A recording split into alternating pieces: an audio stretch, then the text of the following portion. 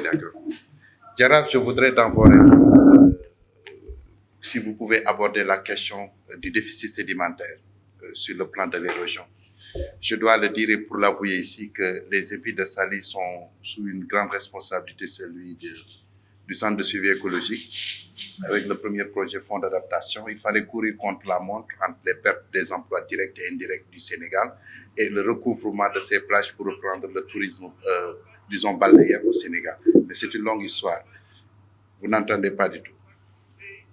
Alors, la question qui est posée, c'est le transit sédimentaire. Est-ce que vous tenez en compte les sources de sédiments qui font les nourrissements de plage?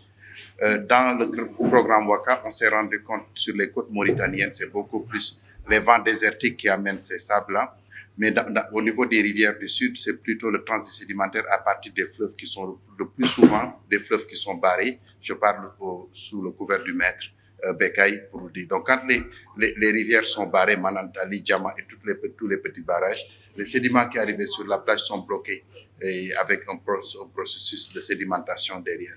Donc, est-ce que vous en tenez compte? Maintenant, sur les pollutions, l'étude qu'on a faite au CSE, c'est les différentes sources de pollution. Les pollutions sont de nature différentes.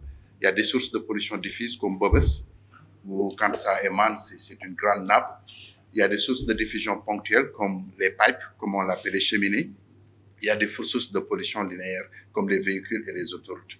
Est-ce que cette différenciation et le caractère de la météorologie de Dakar pourraient constituer des éléments à rajouter sur votre analyse? Merci.